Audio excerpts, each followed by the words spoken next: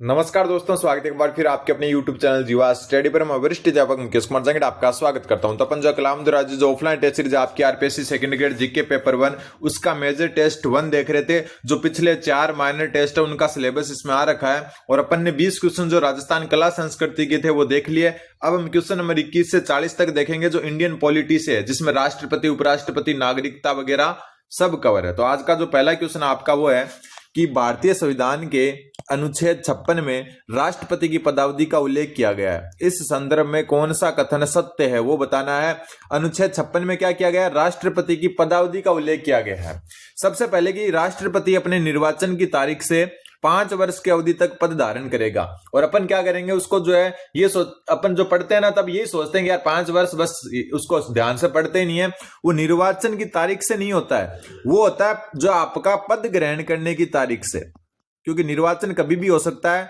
पद ग्रहण करने की तारीख से 5 वर्ष की तारीख से 5 वर्ष, मतलब मान लो कि निर्वाचन आपका जो है 1 मार्च को होता है और पद ग्रहण अगर 20 मार्च को करता है तो 20 मार्च से वो 5 वर्ष के लिए जो है राष्ट्रपति बनेगा, ना कि 1 मार्च से। ठीक। फिर राष्ट्रपति उपराष्ट्रपति को संबोधित अपने हस्ताक्षर सहित लेख द्वारा अपना त्याग पत्र दे सकेगा तथा इसकी सूचना उपराष्ट्रपति द्वारा संसद को तुरंत दी जाएगी। तो यह भी आपका क्या है? गलत है। इसमें जो है आपको पता ही है, जो आपका राष्ट्रपति होता है, कौन है? राष्ट्रपति। वो किसको संबोधित करके त्याग पत्र देता है? संबोधित करके क्या देता है? त्याग पत्र। किसको? उपराष्ट्रपति को। उपराष्ट्रपति को। अब उपराष्ट्रपति इसकी सूचना किसको भेजेगा? लोकसभा अध्यक्ष को भेजेगा। किसको भेजेगा? लोकसभा अध्यक्ष को सूचना भेजेगा। ये ध्यान में रखना है। तो ये भी गलत है। दूसरी बात और मैं आपको बता देता हूं कि अगर उपराष्ट्रपति का पद रिक्त है, उपराष्ट्रपति का अगर पद रिक्त है, फिर भी जो है राष्ट्रपति जो है उपराष्ट्रपति को ही संबोधित करके त्याग पत्र देगा। उपराष्ट्रपति को संबोधित करके त्याग पत्र देगा। संबोधित करके त्याग पत्र, मतलब अगर आपके उपराष्ट्रपति का पद रिक्त है ना, फिर भी जो है ऐसा नहीं कि वो जो है सुप्रीम कोर्ट के मुख्य न्यायाधीश को या किसी और को संबोधित करेगा। अगर उपराष्ट्रपति का पद रिक्त है फिर भी राष्ट्रपति उपराष्ट्रपति को संबोधित करके ही त्याग पत्र देगा। फिर हो सकता है वो सीधा का सीधा ही लोकसभा अध्यक्ष के पास चला जाए। फिर संविधान का अतिक्रमण करने पर राष्ट्रपति को महाभियोग द्वारा हटाया जा सकेगा। यह बात बिल्कुल सही है। और महाभियोग जो है उसकी प्रक्रिया, वैसे जो है अपन जो पिछले 4 माइनर टेस्ट का जो है ये संयुक्त रूप से है और महाभियोग की प्रक्रिया मैं पहले समझा चुका हूं अपने माइनर टेस्ट में। ठीक है। महाभियोग की जो प्रक्रिया है आपकी, उसका उल्लेख मिलता है आपका अनुच्छेद 61 में। ठीक है। और महाभियोग जो शब्द है, महाभियोग शब्द का उल्लेख मिलता है अनुच्छेद 56(1)(b) में। ठीक है। और प्रक्रिया पहले ही मैं बता चुका। फिर राष्ट्रपति की मृत्यु, पद त्याग या पद से हटाए जाने या अन्य कारण से हुए उसके पद में रिक्ति को भरने के लिए निर्वाचन रिक्ति होने की तारीख के पश्चात यथाशीघ्र, यह शब्द का उल्लेख नहीं है, प्रत्येक दशा में 6 मास बीतने से पहले किया जाएगा। यथाशीघ्र जो है इसका उल्लेख नहीं है, तो यह भी गलत हो गया। उपराष्ट्रपति का जो चुनाव है, किसका? उपराष्ट्रपति का अगर पद रिक्त हो जाता है तो यथाशीघ्र कराया जाएगा। क्या कराया जाएगा? यथाशीघ्र कराया जाएगा। उपराष्ट्रपति में यथाशीघ्र शब्द का उल्लेख है, कोई भी जो है 6 मास या ऐसा कुछ नहीं दिया हुआ। और राष्ट्रपति में यथाशीघ्र नहीं दिया हुआ, 6 महीने से पहले करवाना है, यह दिया हुआ है। तो यह आपका जो है क्वेश्चन नंबर 1 का पूरा सारांश हो गया। वैसे मैं एक बात बता दूं कि जैसे पूरा का पूरा जो पेपर सोल्व हो जाता है, जैसे देखो पिछले वाले सॉल्यूशन अभी तक है अपने पास, तो ये पूरा पीडीएफ जो आपको जो डिस्क्रिप्शन में टेलीग्राम ग्रुप दिया हुआ है उसमें डाल दिया जाता है। 4 टेस्ट की सॉल्यूशन पीडीएफ डाल दी गई है। अब ये जो है मेजर 1 यानी कि 5वां टेस्ट चल रहा है, इसके जैसे 100 क्वेश्चन होंगे वो पीडीएफ डिस्क्रिप्शन में जो टेलीग्राम ग्रुप है उसमें डाल दिया जाएगा। फिर है भारतीय संविधान के अनुच्छेद 72 के अनुसार राष्ट्रपति को किसी अपराध के लिए सिद्ध दोष ठहराए गए किसी व्यक्ति के दंडादेश मतलब उसको दंड देने का जो आदेश है उसमें देश की शक्ति है। ये जो है एक अच्छा क्वेश्चन है आपका।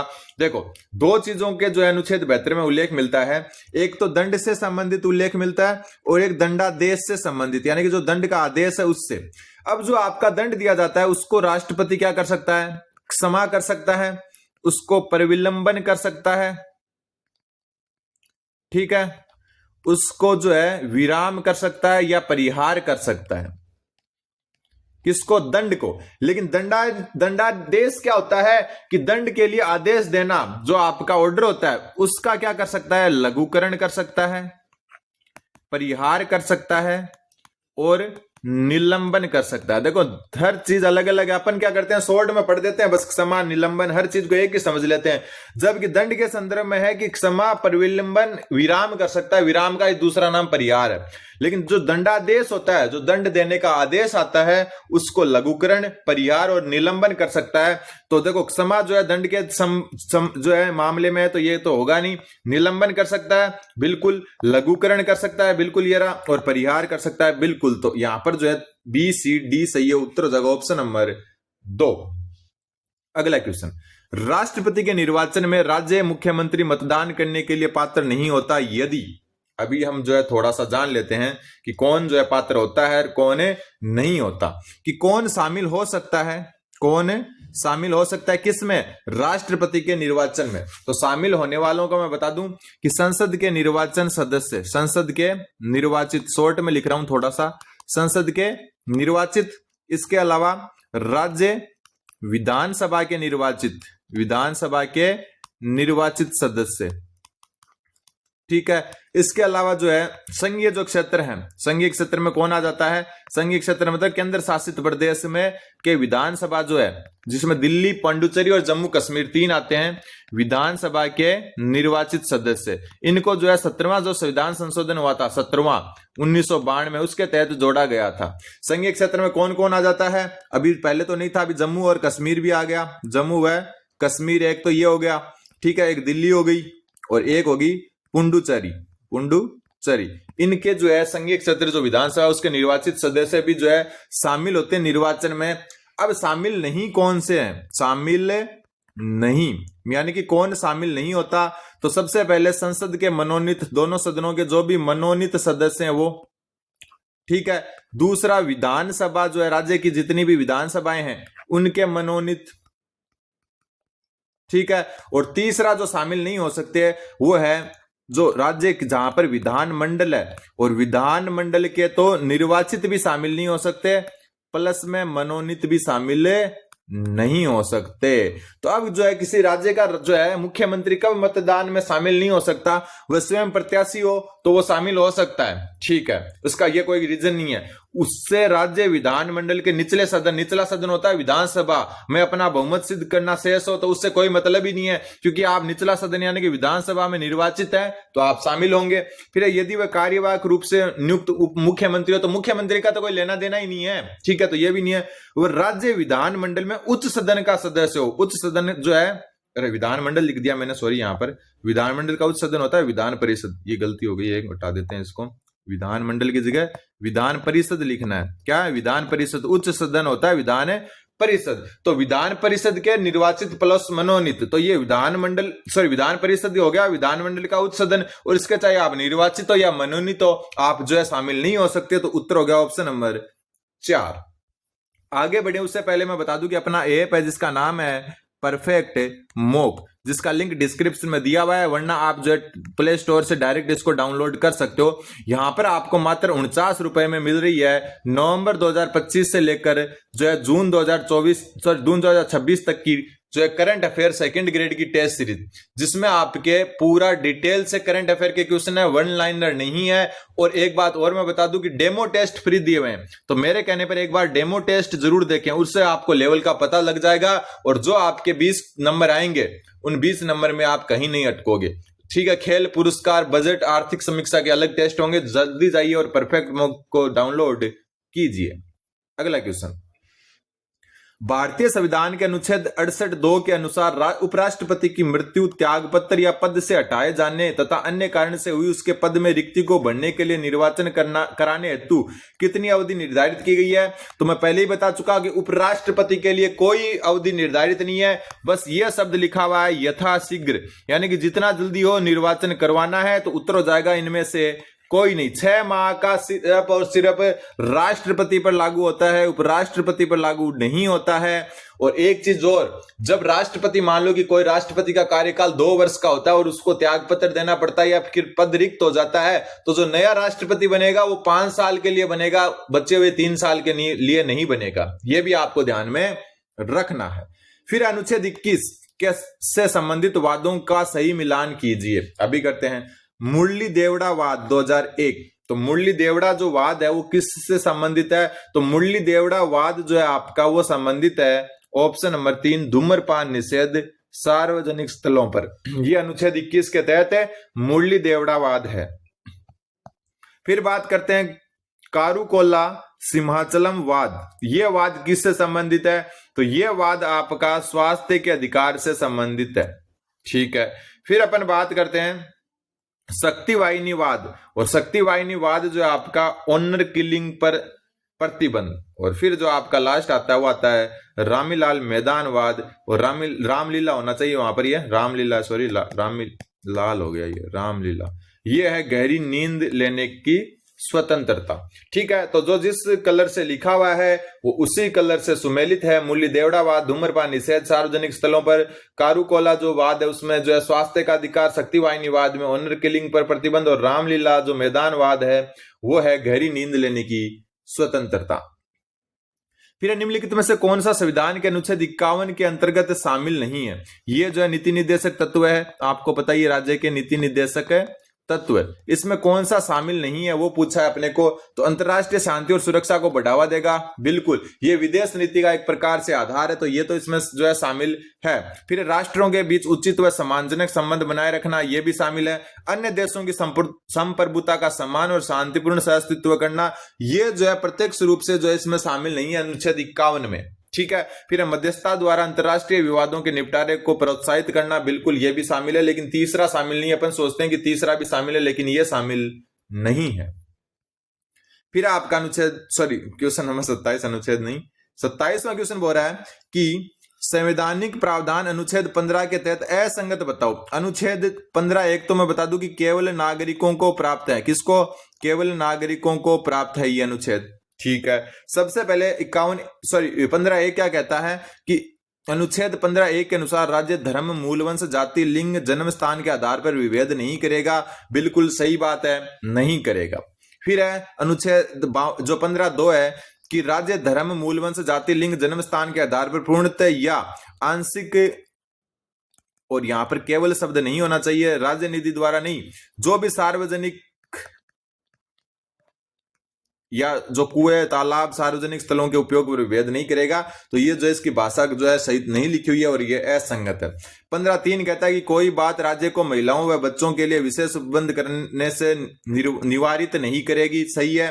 ठीक है। 15(4) कोई बात राज्य को सामाजिक व शैक्षणिक रूप से पिछड़े वर्गों के लिए विशेष उपबंध करने से निवारित नहीं करेगी। तो महिलाओं और बच्चों से संबंधित है 15(3) और सामाजिक और शैक्षणिक रूप वाले से संबंधित है 15(4). अगला क्वेश्चन, भारत के संविधान के अनुच्छेद 51 के जो आपका मूल कर्तव्यों से संबंधित है। किससे?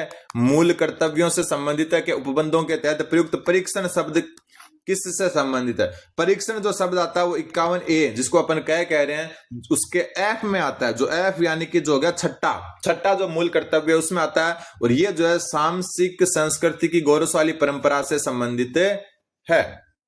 फिर है निम्न में से किस अनुच्छेद के अनुसार प्रधानमंत्री का यह कर्तव्य होगा कि वह संघ के कार्यकलाप के प्रशासन संबंधी और विधान विषयक प्रस्तावनाओं संबंधी को जो जानकारी राष्ट्रपति मांगे वह दे। थोड़ा सा अजीब भाषा इन्होंने लिख रखी है। तो देखो सबसे पहले मैं बता दूं अनुच्छेद 78 जो है इसमें होते हैं प्रधानमंत्री के कर्तव्य। बस इतना ध्यान रखना, प्रधानमंत्री के कर्तव्य। और इन प्रधानमंत्री के कर्तव्यों में 3 कर्तव्य हैं। कितने हैं? 3 कर्तव्य। पहला जो कर्तव्य आपका 78 क वाला वो मैं बता दूं कि इसमें जो है जो भी अपन डायरेक्ट लिख दें कि जो भी आपके प्रशासनिक व जो विधायी कार्य होंगे उसकी सूचना राष्ट्रपति को देगा प्रधानमंत्री, राष्ट्रपति को देगा। शॉर्ट में लिख रहा हूं मैं। ठीक है। दूसरा जो आपका है वो यही है अनुच्छेद 78 ख कि प्रधानमंत्री का यह कर्तव्य होगा कि वह संघ के कार्यकलाप के प्रशासन संबंधी और विधान विषयक जो प्रस्तावनाओं संबंधी जो जानकारी है राष्ट्रपति मांगे तो वह दे। मतलब ख में कि राष्ट्रपति मांगेगा तो देंगे, और क में है कि राष्ट्रपति को देगा बस। और 78 ग जो तीसरा कर्तव्य है उसमें देखो शॉर्ट में लिख रहा हूं कि कोई एक मंत्री ने जो है कोई विधायन जो यहां हम कह सकते हैं कोई भी जो है विधेयक पर जो है निश्चय कर लिया और उसको राष्ट्रपति के पास भेज दिया, लेकिन मंत्रिपरिषद ने जो है ना मंत्रिपरिषद ने उस पर विनिश्चय नहीं किया है। मंत्रिपरिषद ने विनिश्चय नहीं किया है। तो अब जो शॉर्ट में समझा देता हूं कि जो है राष्ट्रपति उसको प्रधानमंत्री को बोलेगा कि इसको मंत्रिपरिषद के समक्ष रखो, मतलब एक मंत्री ही भेज दे डायरेक्ट। तब फिर अनुच्छेद 75 के संदर्भ में असत्य कथन बताओ। ठीक है, मंत्री राष्ट्रपति के प्रसाद पर्यंत अपने पद धारण करेगा। बिल्कुल राष्ट्रपति के जो है प्रसाद पर्यंत अपने पद धारण करेगा मंत्री। अनुच्छेद 75 जो है आपका 3 के तहत, सॉरी 75 2 के तहत, 3 के तहत नहीं 2 के तहत। फिर है मंत्रिपरिषद लोकसभा के प्रति सामूहिक रूप से उत्तरदायी होगा। किसके प्रति? लोकसभा के प्रति। और ये अनुच्छेद 75 3 कहता है, सही है। कोई मंत्री जो निरंतर 6 मास की किसी अवधि तक संसद के किसी सदन का सदस्य नहीं है, उस अवधि की समाप्ति पर मंत्री नहीं रहेगा। मतलब अगर कोई मंत्री बन जाता है बिना सदस्य तो उसको 6 माह में सदस्यता हासिल करना जरूरी है। और ये आपका 75(5) जो अनुच्छेद है उसमें कहा गया है। फिर आपका है मंत्रियों के वेतन भत्ते से संबंधित जो अनुच्छेद है वो मैं बता दूं 75(6) ऐसे होंगे जो राष्ट्रपति नहीं संसद समय समय पर अवधारित करेगा। कौन है? संसद खुद के खुद ही करते हैं, राष्ट्रपति की जरूरत नहीं है इनको, अपना मन में आए तब बढ़ा लेते हैं ये। ठीक है, तो यहां पर चौथा क्या हो गया? असंगत हो गया। फिर आपका कि संविधान के अनुच्छेद 118(3) के अनुसार निम्न में से किस से परामर्श करने के पश्चात राष्ट्रपति दोनों सदनों की संयुक्त बैठक, कौन सी बैठक है? संयुक्त बैठक किसके? जो 118(3) अनुच्छेद है उसके तहत जो है दोनों सदनों की जो संयुक्त बैठक है उसे राष्ट्रपति जो है किससे जो है परस्पर संचार से संबंधित प्रक्रिया के नियम बना सकेगा। तो इसमें जो है राज्यसभा सभापति और लोकसभा अध्यक्ष की भूमिका होती है जो संयुक्त बैठक होती है। तो उत्तर हो जाएगा बी। वैसे इसको पहले अपन अच्छे से देख चुके हैं। क्वेश्चन नंबर 32वां क्वेश्चन बोल रहा है अनुच्छेद 112 के अनुसार निम्न में से कौन सा वे भारत की संचित निधि पर भारित वे नहीं है? भारत की संचित निधि पर भारित नहीं है। सबसे पहले लोकसभा उपाध्यक्ष के वेतन व भत्ते, तो ये भारत की संचित निधि पर ही क्या है? भारित है।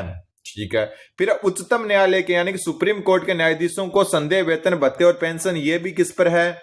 जो आपकी भारत की संचित निधि पर है। फिर भारत के नियंत्रक महालेखा परीक्षक को संदेह वेतन भत्ते और जो पेंशन है यह भी भारत के जो है संचित निधि पर है। लेकिन भारत के न्यायवादी को संदेह वेतन भत्ते और पेंशन ये भारत की संचित निधि पर नहीं है। ध्यान रख लेना, न्यायवादी वाले ये जो है एक प्रकार से फीस के टाइप से जब भी जरूरत होती है, एक प्रकार से ये वकील टाइप से होते हैं, तो जब भी जरूरत होती है तो एक फीस के टाइप से इसको डायरेक्ट पेमेंट किया जाता है। इसके वेतन पेंशन भत्ते वगैरह कुछ होता ही नहीं है, ना कोई फिक्स सैलरी होती है। फिर निम्नलिखित कथनों पर विचार कीजिए। अभी अपन कर लेते हैं विचार। सबसे पहले यदि यह प्रश्न उठता है कि संसद के किसी सदन का कोई सदस्य अनुच्छेद 102(1) में वर्जित किसी निहरता से ग्रस्त हो गया है, मतलब उसकी सदस्यता रद्द होने का बात आ चुकी है या नहीं है, तो यह प्रश्न राष्ट्रपति को विनिश्चय के लिए निर्देशित किया जाएगा और उसका विनिश्चय अंतिम होगा। मतलब 102(1) के तहत कोई निर्योग्यता आ रही है कोई सदस्य या सांसद के चुनाव जो है मतलब अंदर, तो उसके जो अंतिम निर्णय वो राष्ट्रपति करेगा। ठीक है, सही बात। और ये निर्णय अंतिम होगा। ऐसे किसी प्रश्न पर विनिश्चय करने से पहले राष्ट्रपति यथास्थिति लोकसभा अध्यक्ष या राज्यसभा सभापति की राय लेगा और ऐसी राय के अनुसार कार्य करेगा। तो ये गलत है। वो राय लेगा, किससे लेगा? इन दोनों से नहीं लेगा, वो निर्वाचन आयोग से राय लेगा। किससे लेगा? निर्वाचन आयोग से ही राय लेगा यहाँ पर। तो केवल ए सही है, इसमें बी सही नहीं है। फिर सर्वोच्च न्यायालय के न्यायाधीश को पद से हटाने का प्रस्ताव संसद के प्रत्येक सदन से पारित होने के लिए निम्नलिखित में से किस बहुमत से समर्थित होना आवश्यक है? सर्वोच्च न्यायालय के न्यायाधीश को अगर पद से हटाना है तो यह प्रस्ताव जो है वो संसद के प्रत्येक सदन से जो है क्या होना चाहिए? तो यहां पर जो है जो कुल सदस्य हैं, मतलब जितने 543 जो भी सदस्य हैं उनका तो बहुमत होना चाहिए, और जो उपस्थित है मतदान करने वाले सदस्य हैं उनमें कम से कम 2/3 बहुमत होना चाहिए। तो ये दोनों स्थिति होगी तभी आप मुख्य न्यायाधीश को क्या हटा सकते हो? पद से हटा सकते हो। फिर एक नागरिकता अधिनियम 1955 के संदर्भ में असुमेलित युग्म की पहचान करो। अवजनन के आधार पर नागरिकता धारा 4 में है, बिल्कुल सही बात है, ठीक है। फिर आती है आपकी देशीकरण द्वारा नागरिकता, तो ये धारा 6 में है। किस में है?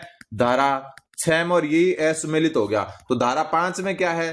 धारा 5 में है पंजीकरण द्वारा नागरिकता, पंजीकरण द्वारा नागरिकता, ठीक है।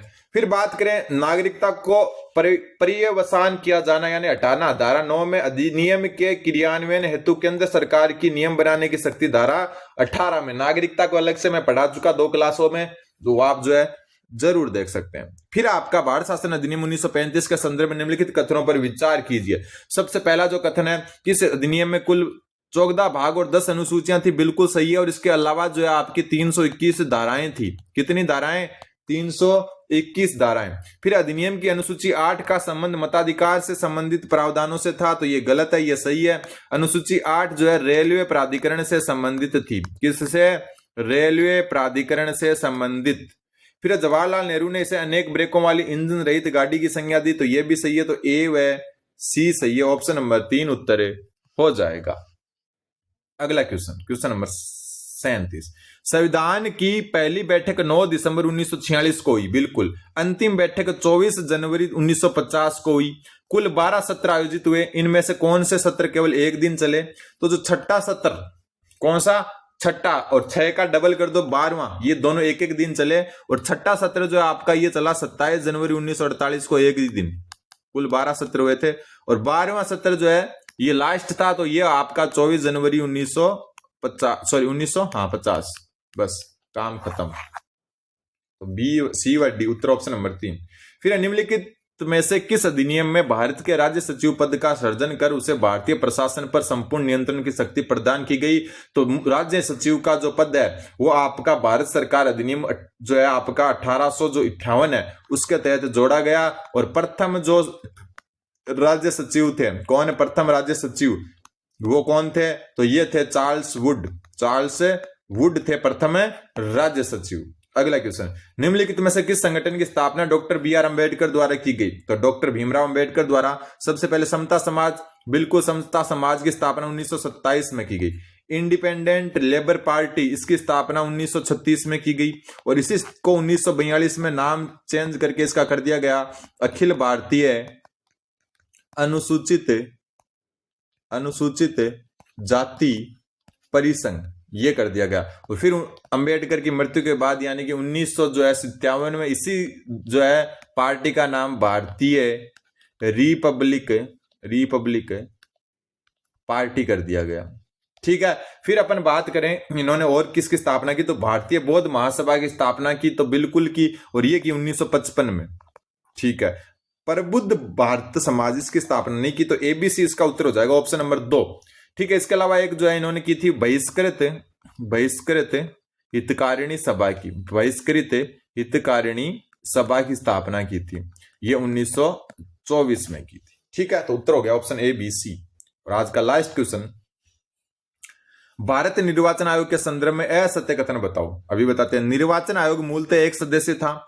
16 अक्टूबर 1989 को 2 निर्वाचन आयुक्तों की नियुक्ति कर बहुसदस्य यानी कि 1+3 कर दिया। एक मुख्य निर्वाचन आयुक्त और जो है 1+2 सॉरी, तो 2 अन्य निर्वाचन आयुक्त। लेकिन आपका इसमें और चेंज कब हुआ? और चेंज हुआ इसमें 1 जनवरी 1990।